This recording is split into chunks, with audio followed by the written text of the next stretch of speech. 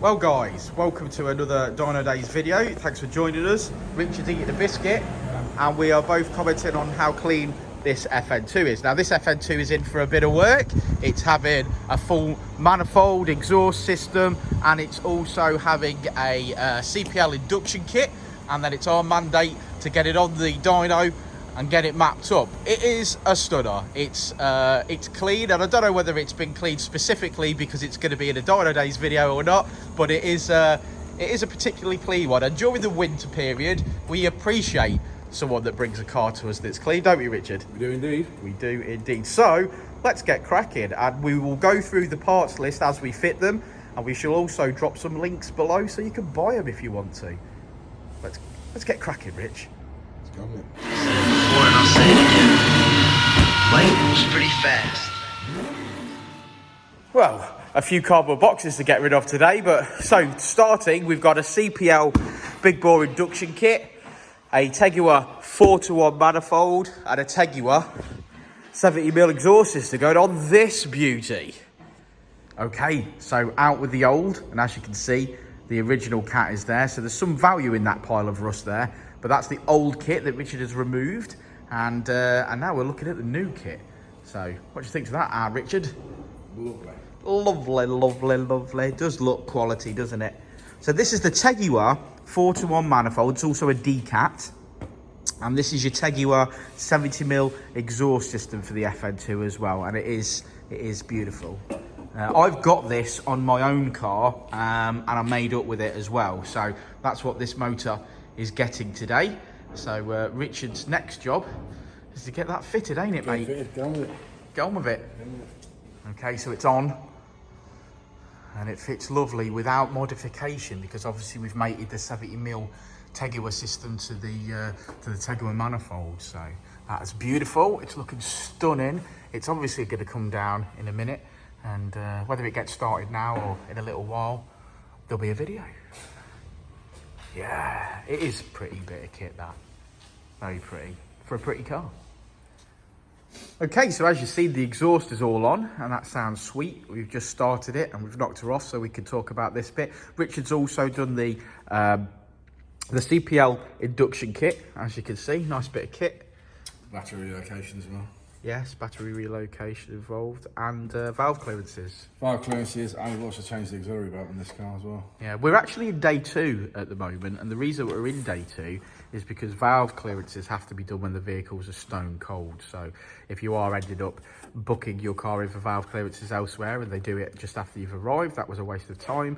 I think I've said that on numerous videos, but here we are, and we've done valve clearances, fitted an induction kit, fitted an exhaust manifold and a 70mm exhaust, and well, yeah, it's pretty much ready to get on the dyno now, isn't it? And yeah, I mean, and get cracking with an ecutek license. So we're going to map this on the ecutek software, and I'm sure you've heard us say it before, but standard ECU, so no aftermarket ECU required. We're going to use the software from the ecutek system, flash a race ROM onto the ECU, and that gives us the ability to data log and start tuning.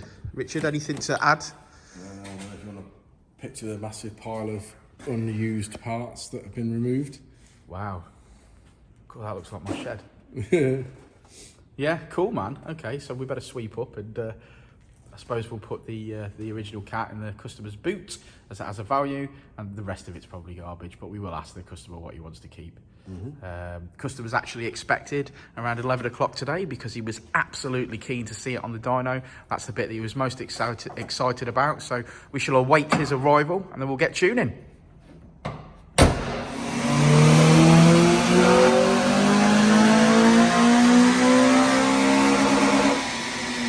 Okay, so as you can see, the FN2 made it up onto the dyno, did an initial run, and now Richard's about to, he looks happy, don't he?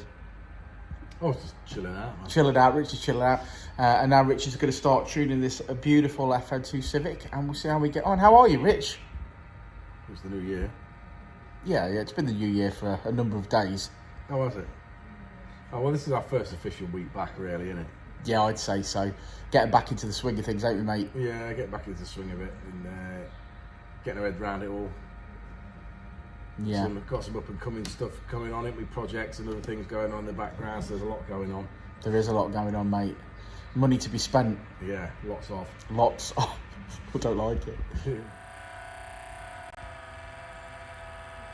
Richard, your laptop sounds like it might be on its last legs. I think it's dying. Well, it only seemed to develop that problem over Christmas. Yeah.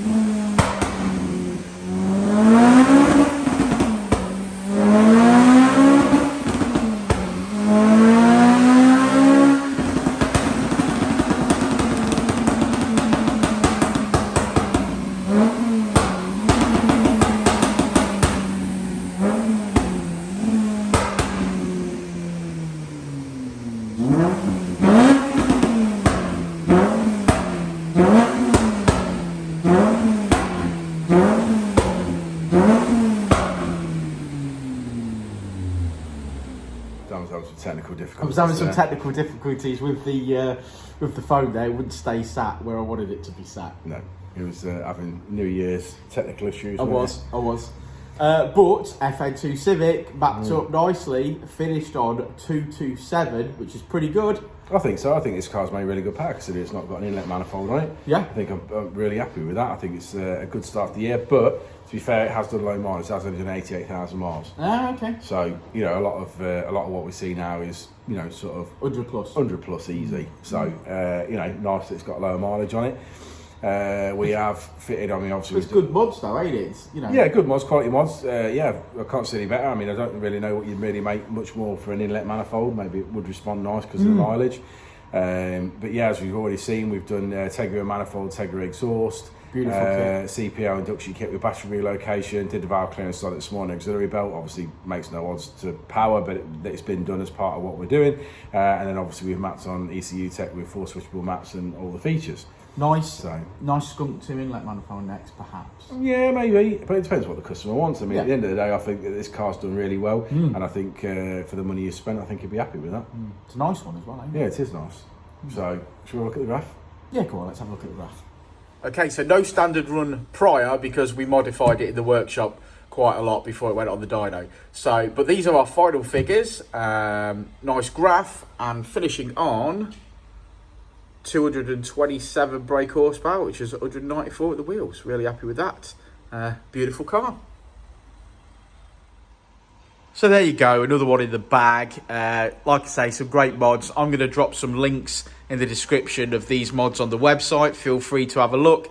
If you want to give me a shout and order some parts up, again, feel free. We're always happy to help. If you want to chat about your car, please do so. You can find us on Facebook, Instagram. You can drop us a comment on YouTube. Or you can give me a bell, and our number is probably on the YouTube somewhere, so do give us a bell. And we'll see you on the next one. Won't we, Rich? Will indeed. We will indeed. Before, and I'll say it again. Life moves pretty fast. No, honestly, thank you, Richard.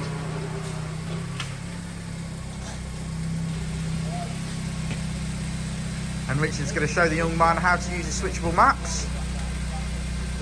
This is the end of the video. We class this as an outtake. I'll stand over here so I can see my Mitsubishi Colt in the video as well. So he's going to show him how to use his adjustable launch control and switch through the maps. Map 1 is mapped, map 2 is mapped with all features. That's map 4, which is the immobiliser, so basically anti-theft, so even with the keys you can't start it. And then map 3 is valet mode, in case you ever go to an MOT station, you don't want the young spunky kid ripping your FN2 around the place.